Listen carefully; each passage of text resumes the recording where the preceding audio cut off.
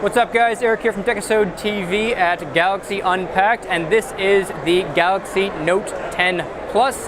And I wanted to highlight some of the coolest new features that Samsung's releasing with this phone. Now we're going to start with the S Pen. So the S Pen now has 6-axis motion sensing. That's because it has a gyroscope and an accelerometer in it now, and that allows you to do some pretty cool stuff.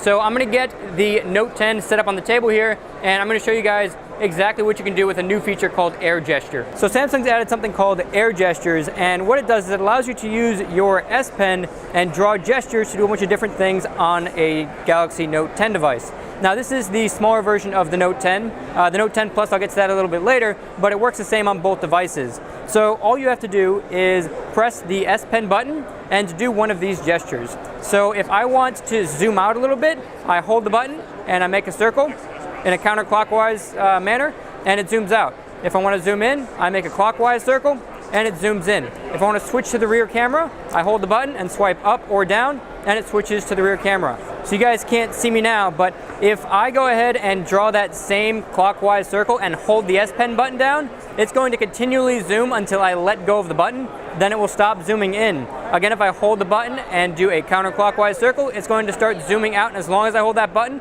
it's going to keep zooming out until I let go, and then it's going to stop zooming out. If I want to take a picture, I just click the button once. And if you ever forget what the gestures are, you can just hover over this little icon right here, and it'll tell you what all of the gestures are right there. So you guys saw that I switched camera, zoomed in, and the last thing I want to show you guys is switching modes. So I'm going to switch back here to the front-facing camera so you guys can see what I'm doing.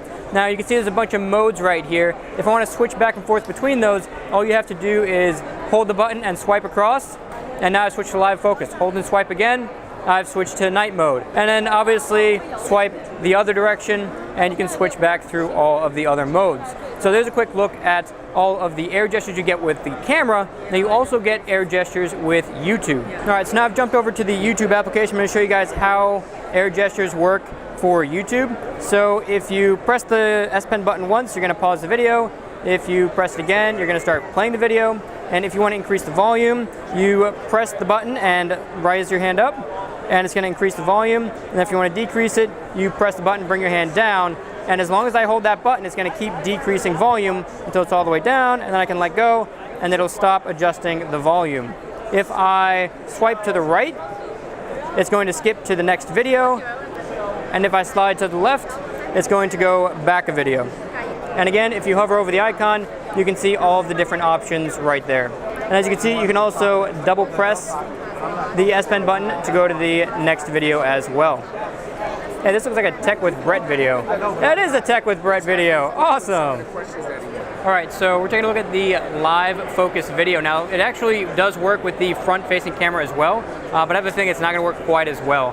This is just like a standard blur, so the things behind me are going to get a little bit more blurry, and I can actually dial that down too. So if I tap that, I can dial that all the way up to 7, which is the max, so that kind of maximizes the blur.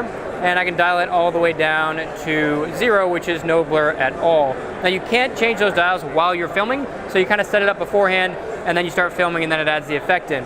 Now this one's called Big Circles, and it's kind of hard to see exactly what's going on, but like everything around me by my shoulders and by my head turns into kind of like a bubble shaped thing. It's kind of interesting. I don't know how much I'd use this one. I'd probably just use the regular blur effect even more. If I tone it down a little bit, let's see if that changes much. Yeah, no, it's more like an intense blur is kind of the way that this looks to me. This next one is color specific, so only I'm going to be shown in color. Everything else is going to be black and white. At least that's the goal. And again, remember, this is the front-facing camera. This does not have the time-of-flight sensor. This is all software that's doing this right now. So pretty impressive stuff to be done with just a single camera. As you can see, everything behind me, for the most part, stays black and white. And then if I, let's see here, if I tap this, I can scale that back up a bit more, and yeah, interesting. So when you scale it up, you do get some more artifacting and stuff like that. But anyways, I just want to show you guys what that mode was. And the last one, this is like it's called Glitch, and it makes everything behind you look like it's kind of glitching out. Kind of an interesting mode. I'm not too sure what I'd use this for, but it's neat nonetheless.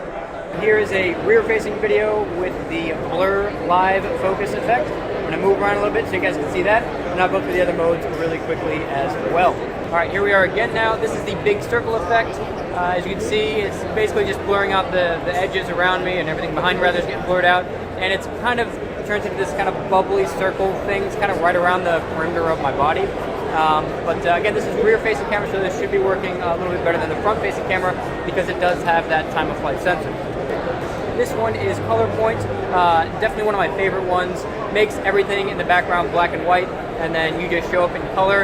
It works pretty good, all things considered. Obviously, there's people behind me, I'm sure you can see, are occasionally popping into color.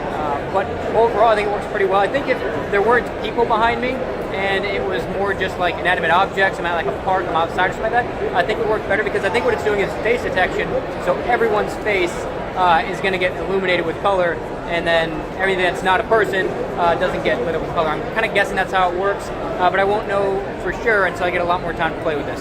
And here's the last one. This one's called Glitch, and again, just kind of glitches out things behind me.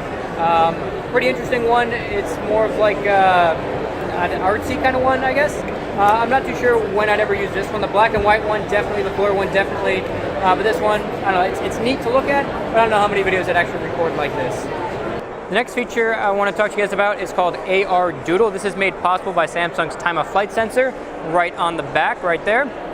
And what it does is it allows you to draw in 3D with your video camera, kind of walk around all of those different things that you just drawn. It's pretty cool. I'm going to demonstrate that for you guys right now. So obviously you can see I'm in video mode. I just have to tap the doodle button right there. And now it's asking me to find a face, but I just want to draw anywhere. So I'm going to tap everywhere. Oops. All right, so I've tapped everywhere. Now I can draw anywhere I want. So if I start drawing, you know, like let's say, let me use a different pen here. Let's use this one. So this kind of looks like balloons, like the fun balloons at the kids' place, like the animal balloons. That's what it looks like. There we go. This kind of looks like animal balloons. Anyways, I just drew high there, and I can get closer to it, go right past it, and then come back, and it's still going to be there. And I can pick from a number of different pens. This one is super cool. This is one of my favorites. So this, it basically creates, it's hard to describe, but it's kind of like looking into a water droplet. Really, really neat. And you can just add dots of them, and it would kind of look like raindrops because it creates reflections around that part of it based on the real world, which is actually really cool. And it does also take into account other things that are drawn as well. So if I can get to the right angle, you can see that there's a reflection of the different letters that I drew. The H right there, you saw that reflection on that pen, on that mark as well.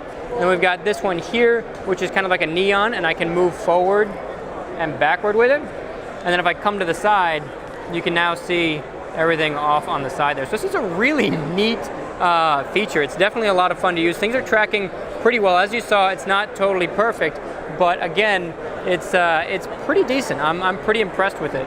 And as I come over here, you can see, again, wow, you know, wow, just coming around the different sides of this is very impressive. Coming around to all different sides. And then there's my camera right there. So let me go ahead and draw a circle around my camera, see if I can see how this works out here. There we go. I drew a circle around my camera. Now obviously the AR stuff is going to stay on top of the camera. It's not just going to disappear behind it. It's not quite that advanced. Let's see here. If I turn around though, all my stuff is still there and I can go right back over and take a look. So this is really impressive technology and definitely one of my favorite new features on the Note 10. The last super cool new feature I want to talk to you guys about is a 3D scanner. Now, this is actually really cool because it uses that time-of-flight sensor on the back to help make a 3D model, like a real 3D model of any object you want. You just walk around the object like this, kind of filming around using Bixby Vision, and you can create this 3D model, and you can even send that to a 3D printer and then print copies of whatever that is.